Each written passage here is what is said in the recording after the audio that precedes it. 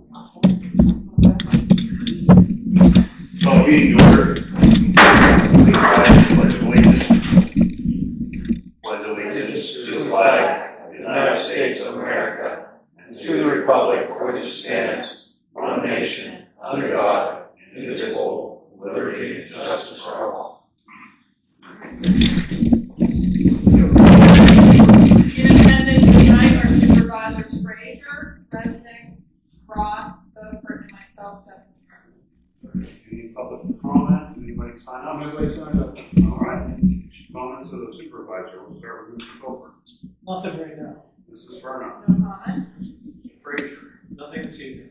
Mr. Resnic. Yeah, I'd like to commend Mr. Knupp. Saw your picture. You just completed fireman's training. Thank you. I hope I never see you at my house with that uniform on. Amen. Okay. Congratulations. You're welcome. And then commend Paul as well. I see that it was completed. We have Wilton, Ligonier, and Waterford members from, which is encouraging to see with the dwindling manpower that we have. So the paper's not here to report, so. But wage reporting, so it'll be on the internet. That's all the comments that I have. Can I get a motion to approve the minutes from August 12th, 2025 meeting? I'm going to abstain from that. I was not here. I will make a motion to approve the minutes as presented. Can I get a second? Second. John? All those in favor? Aye. Correspondence. We have one from the Lohan watershed involving the Ligonier solar project. You guys get a chance to read that. Engineers report. I guess Ben's not here. We'll come back to him later. Solicitors report. Mr. Hudock. I've been working on code issues with Michael and Rick, and we have the planning commission on Thursday for the solar project.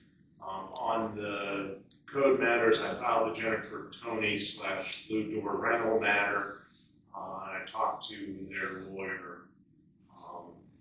So, we want compliance first, so we'll see. Probably involve Rick in that and see if we can get that property cleaned up. On the Weird property, I spoke to their lawyer today. He has no objection to me putting it at issue, so I hope I will get documents filed, just a form, and then the court will kick out a scheduling order for a hearing and probably a conference first. So that's all. Thank you. Any questions for Mr. Hudock? Staff report. Mr. Krouse.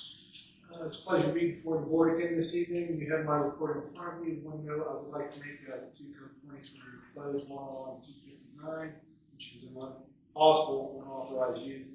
Found out it was a pre-existing non-conforming use. And the other one was done on 271. It was a property maintenance matter. They needed a bunch of rubbish from the properties, and that was closed also. What were the specifics of the non-conforming use? It was it's being used as a duplex. Currently, under our zoning ordinance, that use is not allowed in that district. But when it was established back in '84, that was a usage that was allowed in that district at that time. Yeah. No. I think that means no. Yeah. And also, the Denny's moved their machines to existing retail spot, making it a secondary usage in that, and therefore allowable. Where did the move live? He didn't tell me where exactly he was. Lance. Well, we get back about a month beginning of September, July. Since then, we put down 390 tons of sand on the R4s, number 3s, number 4s, 2B, 2A, until now. We got 450 ton of asphalt down so far in this month, mainly ditch repair, a lot of ditch repair, very few spot paving. James, we put in 2 new 15-inch pipes, 1 new catch basin, Austral, 1 new 15-inch pipe, precast wing wall. McCurdy, 1 15-inch replaced pipe, 1 new 15-inch pipe. Red Arrow, 1 new 15-inch, it's a precast, 1 replaced 18-inch with a 24-inch. Christner, 2 12s replaced with 18s. Park Hollow, 4 new 15s, 3 new L walls, 2 12s replaced with 15s, 1 L wall on Matson, 3 new 15-inch pipes with 2 L walls on that. Hidden Valley, 168 feet of new under drain, 200 feet of old cleaned off and refurbished under drain. Waiting on Red Rock and Westmoreland County Conservation District decision on a new pipe to go into Red Rock property and some underground. That'll take 2 days to complete that. We're going to move on to grading, and then September 15th, the PSA is scheduled. Chip seal is down to Park Hollow, Upper Matson, Orm, Red Arrow, and Mallard. We've done yet. They ran out of stone, so they pulled out today. So they were supposed to be completed today. We're scheduled to come back on the 20th and finish. And that's all I have. Any questions for Lance? You satisfied with what they're doing so far? The chip sealing? Yep. Yeah, I like these guys better than Blake. Not against the guys, just the way they work. We'll keep up the great work, get a ton of stuff done. Build on that. Don't worry about it. We'll get back to Ben, since you got here. Any report for the engineer's report? Yeah, Ramsey Road, that permit's been submitted. We're waiting on a response for that. And Harvey Road, we're working on plans and specifications that confirm that the company permits for that project. So we can now move forward. That grant has a very short deadline on it, so we're going to have to keep an eye on that. It's not construction kind. The deadline on the money is, I believe, April of 2026. Really not bad. Yeah. 7 months, 8 months. Well, yeah, it's winter, so we either have to push it right towards the deadline or do our best to get it out as soon as possible, which we're trying to do first.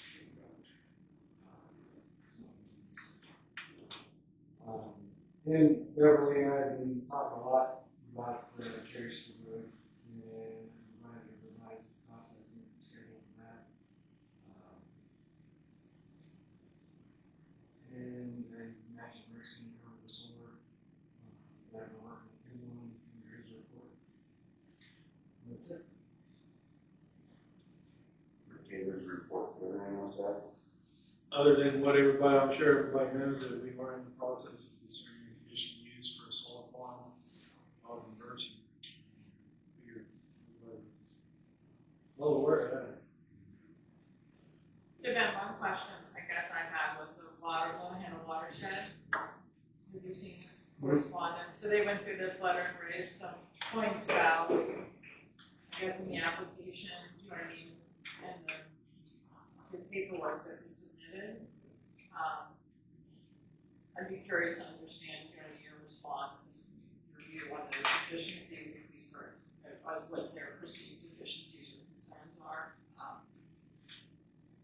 At some point ahead of the meeting. Yeah, well, I can speak to that now. From what I remember about the comments, they were relatively technical relative to stormwater. The concerns that they have are valid. The way we've been handling this submission and relative to the conditional use and then later the land development review. As far as conditional use, I don't believe those comments are valid. The site can meet the technical requirements of the stormwater and also the planning requirements or plan limitations that are required required by the land development and zoning ordinances. We have not looked at that project on the technical side yet because of the conditional use requirement. So if we pass the conditional use, we'll do a more detailed review, submit to the developer comments that will include these concerns. I suppose their comments could be incorporated into the conditional use review as, you know, some of the things that they get into as far as soils. They are accounted for doing stormwater review, but maybe not to the extreme detail that they went into in their review. I guess we can incorporate that into the, if it's approved, the conditional use, that would be additionally considered in the technical review. So we're actually looking at two different reviews. One conditional, that's the property, where they're zoned, and then we go into the plan deal. Well, yes, and correct me if I'm wrong, Dan, but the conditional uses, to me, the major concern is this an appropriate development in the specific area? Is it going, how do neighbors feel about it? Does it maintain the, what's the term?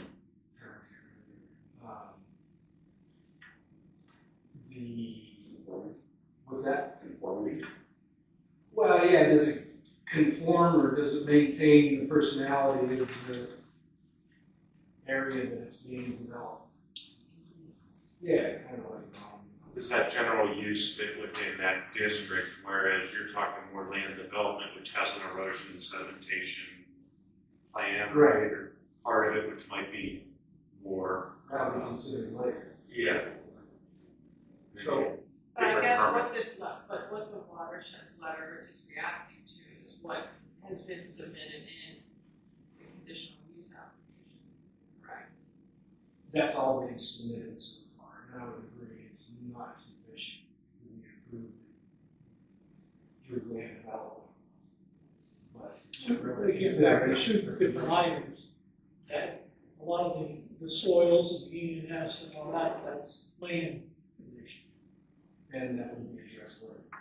This is allowed in our Ag A1 district As a conditional use. as a conditional. Yeah, they have to meet the different things in the, Then in our ordinance, yeah, and then we can put conditions on it in addition, reasonable ones.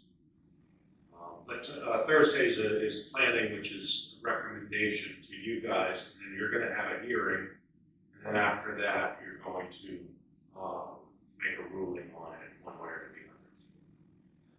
you know, not so long ago, there was cattle on that property. And if you drove down that road, and for whatever reason, I spent a lot of time driving on that road. And I was running my car back. Some of the farmland back that way. In March, April, snow, rain, cattle, you couldn't find a blade of grass on that hillside. And there is no topsoil left on that hillside. You know, cows walking on it, in the rain. You talk about erosion, and, it was pretty sad looking. And since now that there aren't cattle there anymore, so there is some vegetation holding that hillside together. So that's something you have to consider. I think that whole area's been strip mined too. Michael has some comments. What other questions do we have on, not the conditional use, because I do have questions on that, but just the zoning, I guess. What comes down to. We look at the coverage, is it allowed in that district, are they following the setbacks? Is there agreement between the property owner and the developer, is there agreement between the developer and the power company, and generalities of how they're looking at stormwater and that sort of stuff. They do include like all the panels and all the apparatus as impervious. But we're looking at generalities, those particular generalities in Well, particular. Something you bring up, who's gonna own this? Probably still as far as. I think it's a lease. So the company owns it. You know, they're putting it on that property, so they have a lease with the homeowner, or with the property. And, So they showed us a memorandum of the lease, between the property owner, I forget the name, and the So company. they would be the fire company or the responsible for anything that would happen out there. Yes, They would be the ones that we would call if it would be a problem. call everyone, and I think you know, there's. They are required, and they did require in the paperwork a local contact. And then I forget exactly what it was, there's no information. A bunch of safety issues too that they had to address, fencing. Is that full application available electronically? Yes. Could that be distributed to us so we can review that in detail?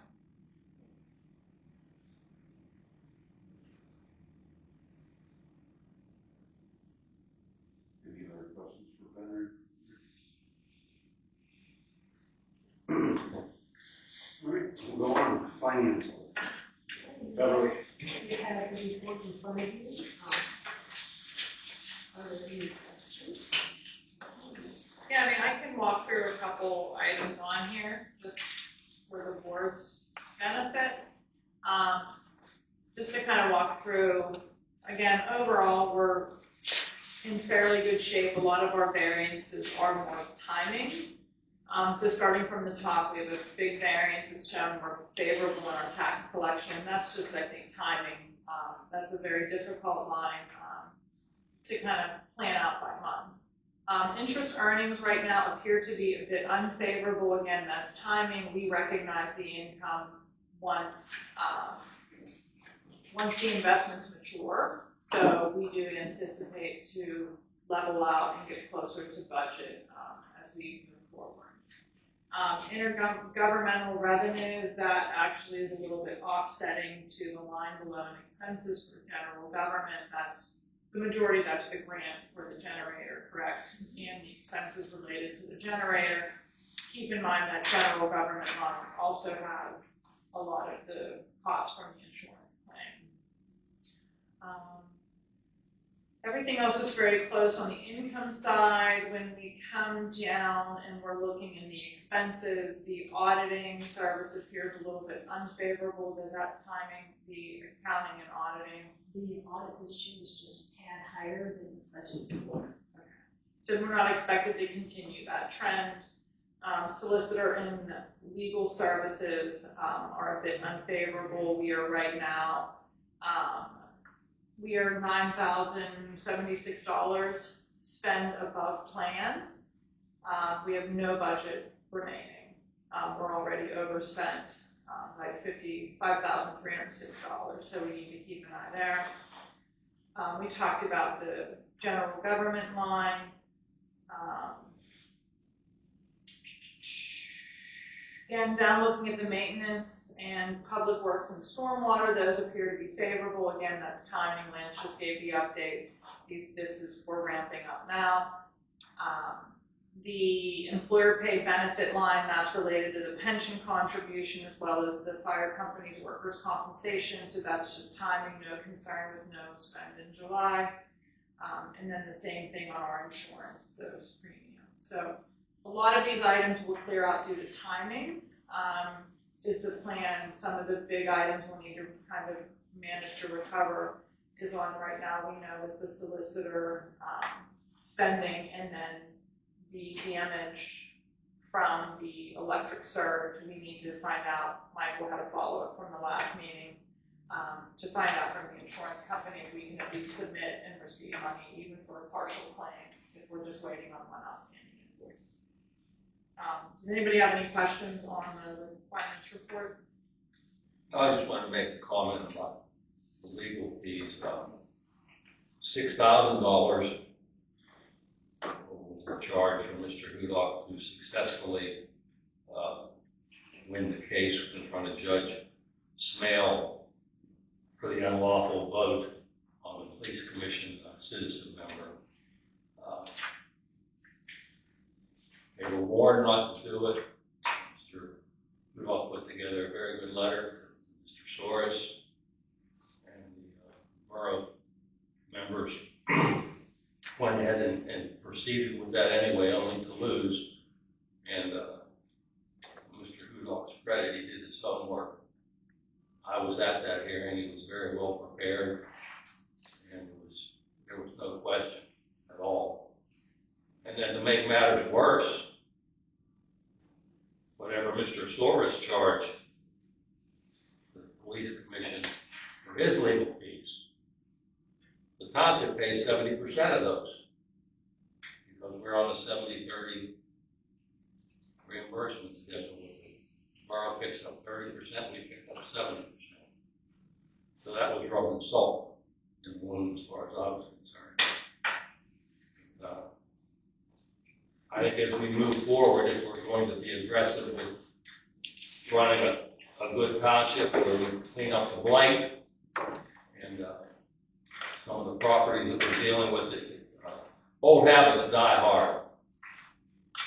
And people have been living like this for years and years, and with the recently enacted property maintenance ordinance, it takes a while for people to understand it. You know, we're not going to tolerate that. We want to run a good, clean township where people can come here and enjoy the natural surroundings without looking at piles of garbage and junk.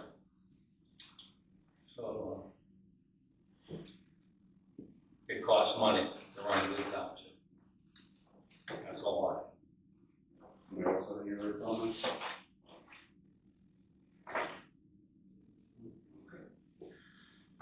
Mrs. Roy, we have a motion. I will make a motion to approve both bill due lists in your packets, one from the general fund totaling $195,810.53, and the second bill due list out of Act 13 for $2,404.50. Can I get a motion or a second to approve the bill payments? Second. All those in favor signify by saying aye. Aye. Opposed? Okay, bills. All right, next we have unfinished business. Ordinance 2025-OR-03, road openings. Motion to advertise this ordinance. If you guys looked at it last time, Mr. Frazier asked me if I'd looked at it. I had not, so I did. It's fine. And did a good job on it, so it's fine with me. I move to move forward with advertising your. Frazier has a motion. Can I get a second? Second. And a second. All those in favor signify by saying aye. Aye. Opposed? We can advertise. Now, what meeting will this be? Just 2 weeks from now or 4 weeks from now? I think you have to have it for a month, don't you? You have to figure out how I had the advertising requirements. I think it's a month. Late September, early October. Yeah. I don't think there's any special rush. Weren't we trying to talk about having this the same time we have a hearing for the, so? This is not a land use, so we're not required to have a Just public a hearing for this. Okay. We're just required to advertise it and vote. Okay. We can do it at a regular meeting. Yes. So it'll be the second meeting in September. Most likely, we advertise it. New business, 2026 pension minimum, municipal obligations. Can I get a motion to authorize the chief administrative officer of the pension fund to certify the MMO? I'll make that motion. Can I get a second? Second. John, all those in favor signify by saying aye. Aye. Opposed? Ayes have it. Executive session. I don't think we need one, do we need one? Comments from the public? Anybody have any comments? Comments from the supervisors. We'll start on this side. Great. I have none. Mr. Resnick. None. Mr. Boucher. Nothing. Mrs. Verna. No comment. And none for myself. Can I get a motion to adjourn? I'll make that motion. Second, all those in favor signify by saying aye. Aye. Meeting adjourned.